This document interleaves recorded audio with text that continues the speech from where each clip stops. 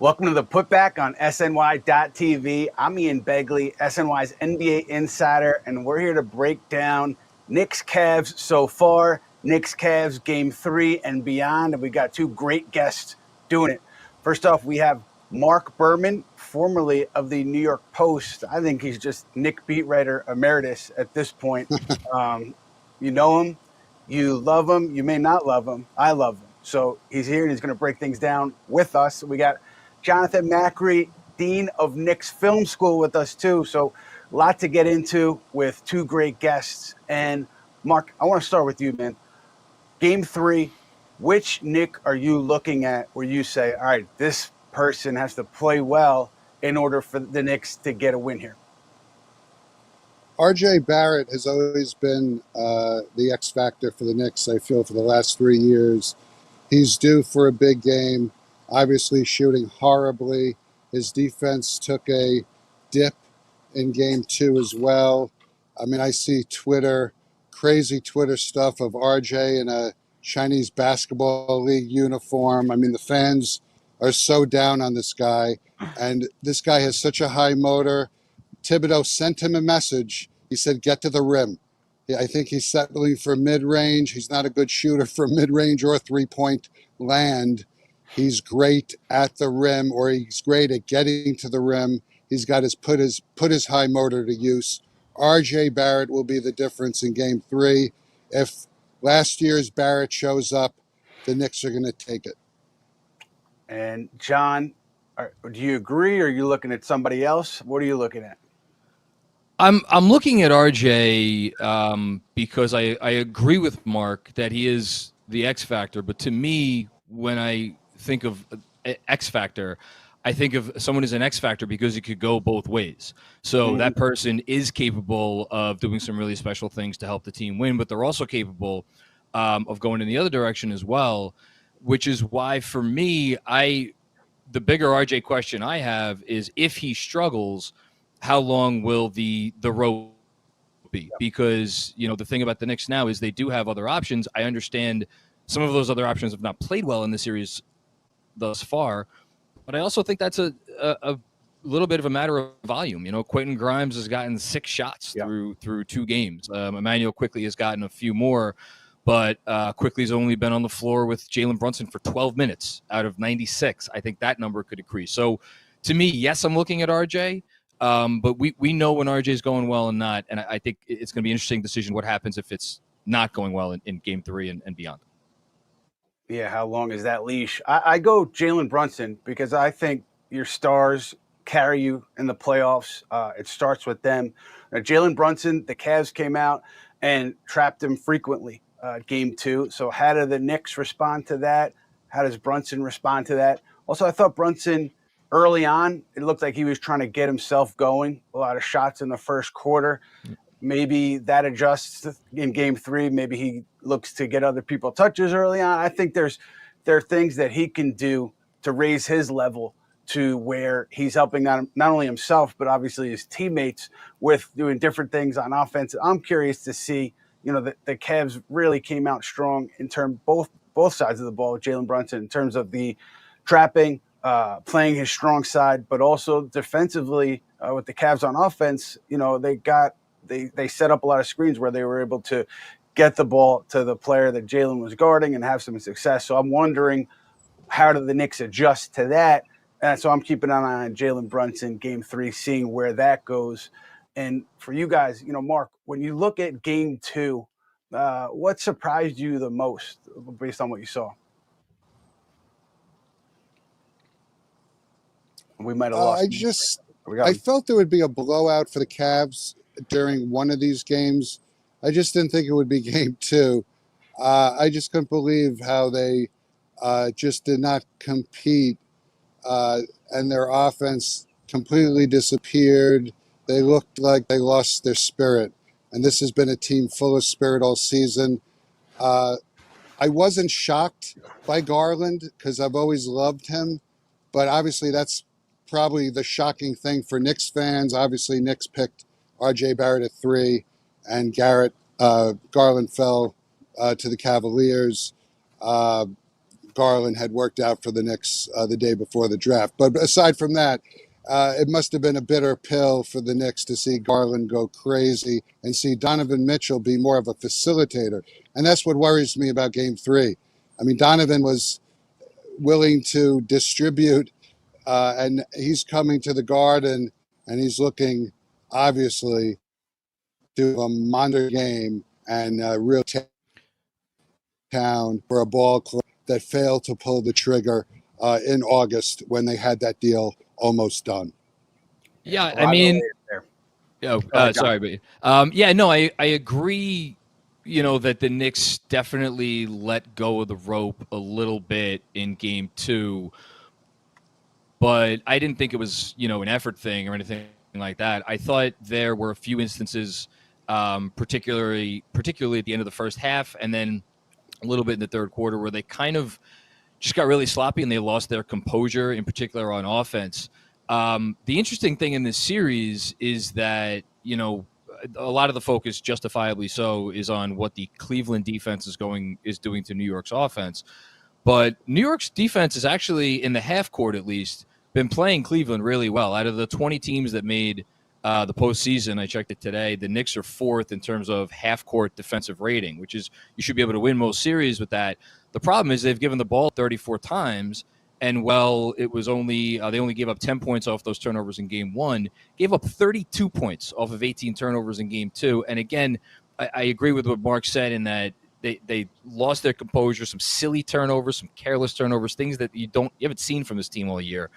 Hopefully being home will help eliminate some of that stuff.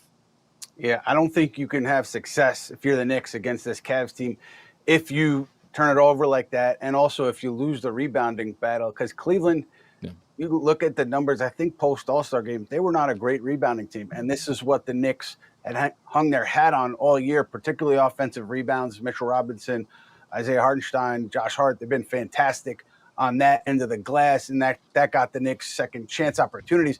If you're not getting those, I just see Cleveland as a step above. So that's an area where I don't think the Knicks can afford to lose in these games if they want to come out and keep this a competitive series.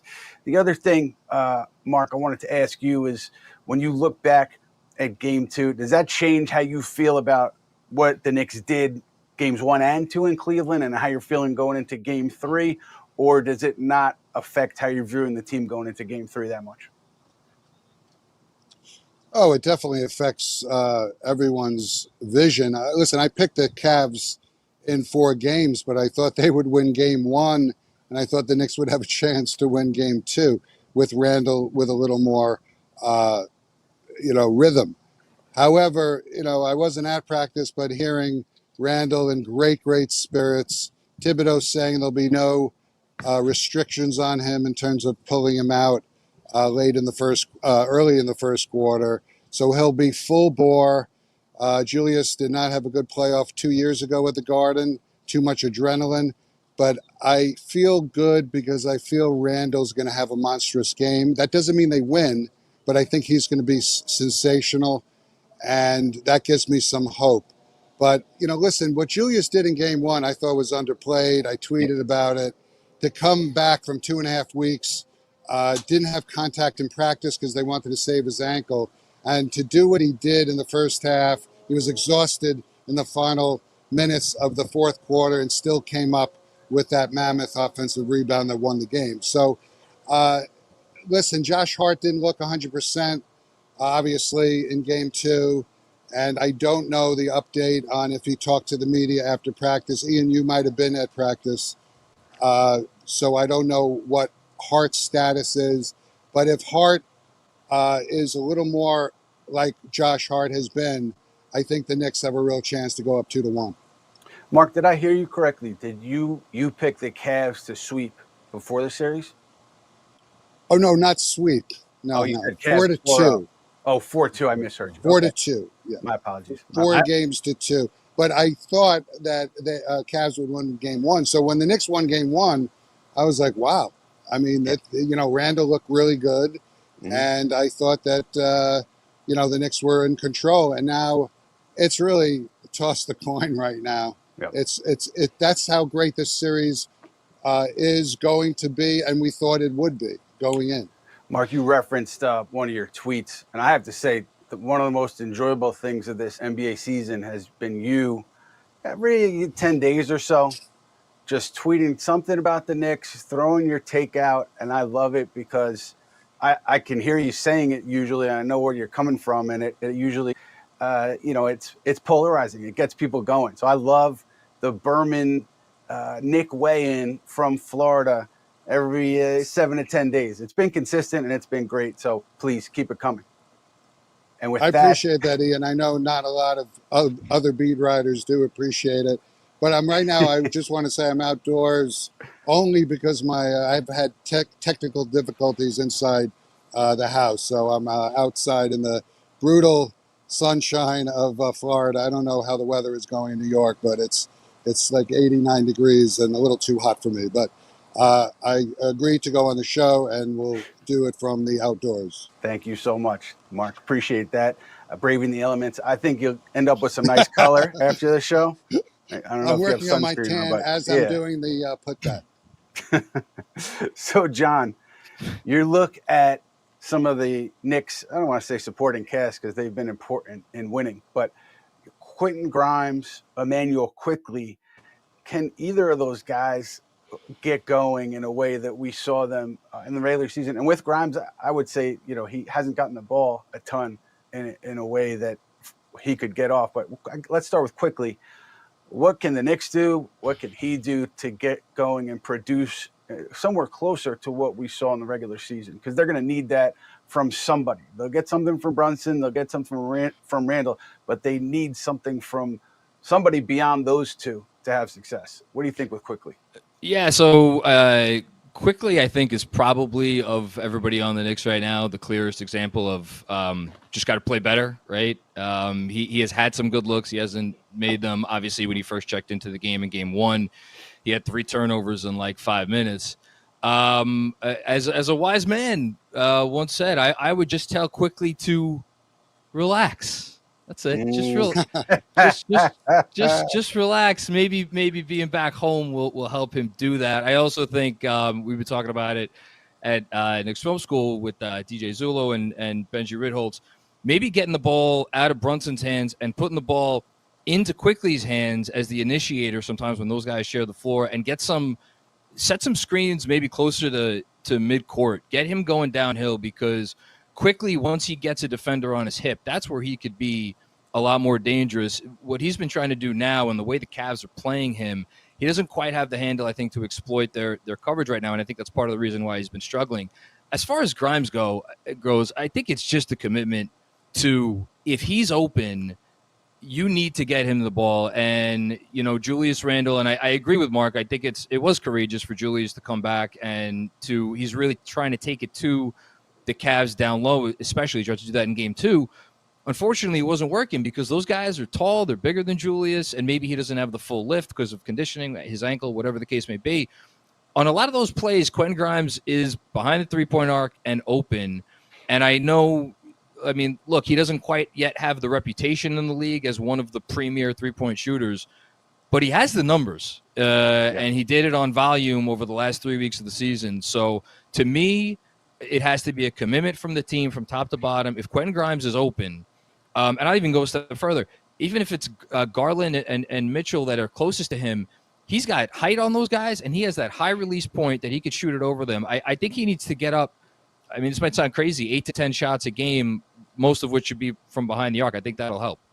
Well, he's been on the second side of the floor, and the Knicks just haven't gotten it over there a ton. I mean, I guess that, I don't know who you want to put it on, whether it's just general scheme or the lead guard not being able to get it over there. But it seems like they haven't found that second side of the floor a ton.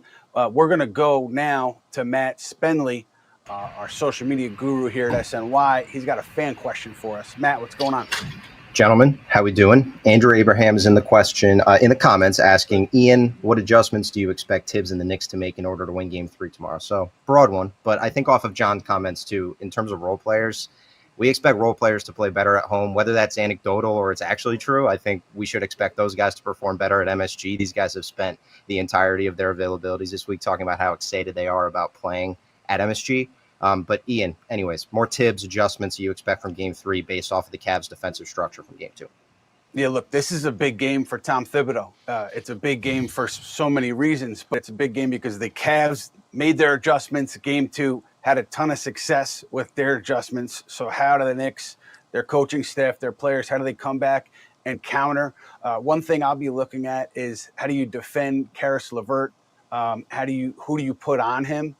Because clearly, Game 2, he was able to get going in a big way. So can you change the matchup there? Do you send a different defender at him to try to get him kind of off his rhythm because he got going and then it was lights out?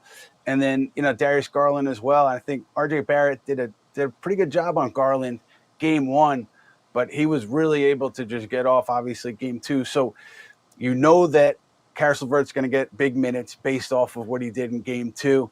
How can the Knicks adjust defensively there? And also for the Knicks, you look at Jalen Brunson. Where do you put him on defense that makes your team defense effective? And I don't. Obviously, they didn't find that too much in Game 2, but you didn't have somebody out there a ton. There wasn't like Jetty Osman would be a guy that you could put Brunson on, but where do you go if there's no Jetty Osman and if there's, if it's a challenge? So I'm interested to look at those little wrinkles defensively and see what's different Game 3 and see how the changes play out on the court. Mark, what about you? What are you looking for in terms of Tibbs adjustments Game 3? Well, I'm going to look out of the box on this question, and I'd love to see a little bit of Miles McBride for a 2-minute stint in each half, shorten the minutes of either a Barrett or a Quickley or what have you. Just create that extra defensive pressure. The Knicks just did not have that defensive, tenacity that they need. And Miles was all about defense. I know they didn't score that much, and Miles is still a erratic three-point shooter. But, boy, would I love to see Miles go at Garland for a couple of minutes in each of the first half and the second half. I like the Deuce idea in particular because even though he isn't, an offensive first player, a lot of his defensive possessions where he is highlighted and does things, those are splash plays that turn defense into offense. How many times have we seen a Miles McBride steal or something turn into a fast break? My thing would be switch up your screening at the top of the arc and, maybe bring a second screener, maybe knowing that the Cavs are going to try to trap, get off the ball a little sooner. I mean, obviously that's been the biggest talking point. But also, who are your personnel on the floor? Because I'm sure behind the scenes they've talked to Mitchell Robinson a lot between Game 2 and Game 3 about, what are you doing on the short roll? Where's your first read? Where's your second read? And can he adjust? Can he make it so that the Knicks don't feel like they're playing 4-on-5 on offense when he is on the floor? And if not, do you get Isaiah Hartenstein in the game more and then you almost deploy like a defensive unit and an offensive unit, which could be tricky because, they just, their personnel is what it is. But those are some of the things that I would probably look for Game 3.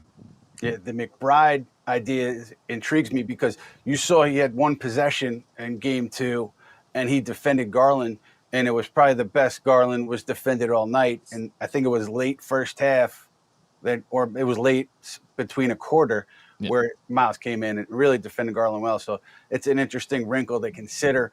Mark, do you see, when you look at these two teams, do you see this like going 7, or could the Cavs take control, or could the Knicks take control? Like, how far do you see this series going? It could go every single direction possible. That's why this series is so befuddling. And I think part of that, besides the even nature of this squad, of the two teams, there's some streakiness with these players. Garland was okay in Game 1, and then he looked like a superstar in Game 2. Julius is a little streaky, unfortunately, despite his 2 All-Star berths. RJ Barrett defines streakiness. I feel it's going 7. I do. I feel it's going to Cleveland in a Game 7, unfortunately, and I'm still, behind the Cavaliers winning the series, unfortunately. But I think this is a 7-game series, unless Josh Hart's injury really limits him, like it seemed in Game 2, and in that case, I believe that the Cavs might have a bigger edge because obviously Josh Hart in Game 1 was one of the main reasons they captured it, and Donovan Mitchell is the best player on the court still, and he's going to win another game at least. Yeah, I think it's going 7. Obviously, I hope it's going to be the Knicks in 7. We'll see. The biggest thing for me is so far the Knicks have kind of been playing into what the Cavs want them to do. I mean, I think it's a misconception that the Cavs don't want teams to get into the paint. Cleveland, there were only 9 teams that allowed a higher frequency of shots at the rim this year than Cleveland. Cleveland wants you to get into the paint, and the reason they want you to get into the paint, it's like Kevin McAllister in the Home Alone house, like come into the house of tricks, because when you're there, you don't succeed, and sure enough, they're second best in the league at defending the rim once people get there. If you want to beat Cleveland, you got to take threes, and the Knicks have not yet shot 33-point field goals in a game in the series. I am going to go back on what I said before about, or go back to what I said before about getting Grimes shots. Figure out ways to get good looks behind the arc, make that a priority, and stop. I know everybody's saying, "Oh, you got to be more physical. You got to be more physical." Well, you could be physical while also not giving into what they want you to do. When you get that offensive rebound, kick it out. The Knicks have Knicks have offensive rebounded better than any team in the playoffs. They did it all year, and they've continued to do it in the postseason. That is not turning into points because of how they are going about their business after they get the offensive rebound. So I would try to shoot more threes from here on in. Yeah, it makes a lot of sense. And I think even with their offensive rebounds, they were pretty much even with Cleveland. I think it was 13-11 Knicks Game 2. The turnovers, I think, were what destroyed them ultimately. But a lot to clean up for the Knicks. And I'm looking at Julius Randle. You guys have mentioned him already.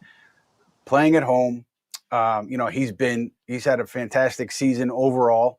I think you saw some of the Julius possessions where he kind of put his head down and he was surrounded by a few defenders and he either got tied up or lost the ball.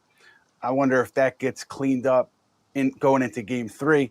And also, you saw him. I think he was almost pressing and trying to be aggressive and use his strength in the paint to his detriment. I mean, do you see, Mark, do you think he should maybe try something different and then trying to attack a Jared Allen or an Evan Mobley, or should he continue with that, and will that eventually work? I mean, Julius is going to play Julius's game. It's physical, it's attacking, it's ferocious. I thought Game 1, that first half, he was doing exactly the right play in terms of distributing it. Game 2 was just sloppy. I mentioned how streaky some of these Knicks players are. Julius, he could have a 5-6 turnover game as he did in Game 2, 6 turnovers. But this guy's been an all-star in 2 of the last 3 years. I don't want him to overthink it. I want him to be Julius Randle. I want him to attack with a ferocity. I want him to draw fouls and get to the free throw line. He's become a better free throw shooter. I don't want him to overthink. And I think right now also the minutes rotation may have thrown him off, having to come out of the game in the first quarter early on. Now it's full bore. Again, he said at practice today he feels 100%. No issue with the ankle. And I'm sure he's a little motivated by that foul by Jared Allen, although I can't fault Jared Allen. It's a 20-point game, and Julius is still on the court, and he's going for a monster dunk. And Allen was basically, it wasn't a complete flagrant. I mean, it wasn't the cleanest play of all time. But anyway, Julius is going to be motivated by that. Julius has to play for ferocious basketball, what Julius is all about. Yeah, I think, Mark, I agree with what you said about Julius needs to be Julius. And I hope this doesn't come off the wrong way, but I think Julius is best when he doesn't think. He just reacts, and I think something they would be great if they can do, and it's easier said than done, is get Julius going downhill. So that way you're not going up against the likes of Jared Allen and Evan Mobley from a standstill, but you're doing it on the move, because I think when Julius Randle is on the move, that's when he's at his best. And he worked on it a lot in the offseason, and it showed because he got a lot better at it over the course of the year. He doesn't need to get all the way to the rim to be successful. He took a lot of shots from floater range this year and with pretty good success. And that also then, again, opens up the offensive rebounding where you can kick it and start a possession again, which is kind of how they design their offense. And the last thing I'll say, he shot, I believe, 17 threes in this series. He's made 6 of them. Those are right at his season averages. His 3-point shot all year long has gotten him going. I would continue to go with that, and it has become a big part of New York's offense. I don't see any reason to go away from it. Yeah, I hear you. I'm with that. Mark, when you said Julius Randle needs to be Julius Randle, and you talked about how ferocious he needed to be, I think the Knicks should clip that 20-second clip and show it pregame to get everybody going in the locker room, because that got me fired up. I'm wound up. Final thoughts for you guys and a prediction. Who's going to be the best player stats-wise? Who's going to impact the game the most, Game 3, either team? And what's your prediction for Game 3? Mark, going to you first. Well, I've gone this whole show and I haven't mentioned Jalen Brunson like you guys have on occasion. This will be Jalen's first playoff game at Madison Square Garden in his career. I'm hoping he's as calm, cool, and collected as he is all the time. It's just been amazing to watch, especially that Game 1, how he settled down the offense in the second half, pretty much controlled the offense like a point guard. Last season, we were always wondering, Alec Burks is not a point guard. Kemba has really lost his point guard skills. You don't know a great point guard until you see it. And when you see it, it's beautiful. And I think Jalen is going to have a big game, and he's got to control the pace, control the team, be a floor general, be that leader. It's going to be so loud in the Garden. It's probably loud. Listen, Cleveland's got a loud arena, but the Garden is even louder. And, Jalen's got to control his ball club and be the leader, and I think he's going to put up the best numbers, a double-double. I'd love to see a 30 and 11 from Jalen with 5 rebounds. I think if the Knicks do win this, obviously RJ will have to play well, but Jalen is going to have to earn that $104 million. He has already, but it would be wonderful to see him step up as a leader in Game 3 back at home. They have not been a great home team this year, but I think they have more than enough to beat the Cavaliers tomorrow night. John, best player on the floor Friday night, and who's going to win the game? Well, best player on the floor for the Knicks, I agree with Mark, is going to be Jalen Brunson, but the guy that I'm looking at as having a big game is Immanuel Quickley. I don't think that there is anyone on this team that gets as fired up from the home crowd as Quickley does. I think it's going to be a close game. I think it's going to be tight all the way through. And I think Immanuel Quickley is going to hit some key shots in the fourth quarter. I think he's going to play more minutes with the starters. And I'll go out on a limb. I'll say the Knicks are going to win Game 3. I'll go quick here. I think most important person in this game is Tom Thibodeau, because the Knicks are going to have to adjust. And then I'm with Mark. Jalen Brunson, I think, will be the most impactful player on the floor. I think the Knicks get this one and lose Sunday. I think they split at home and we go even back to Cleveland, Game 5. But that is it for us. So thank you so much to Marc Berman, Nick Beat, Dean Emeritus, and John Macri from Knicks Film School, the Dean of Knicks Film School. We will be back soon next week in this series. We'll be picking it up then, and we will be breaking it all down for you. So keep an eye out for us after Game 4. We'll get you a specific date and time soon. But thanks for joining us, and we hope to see you soon.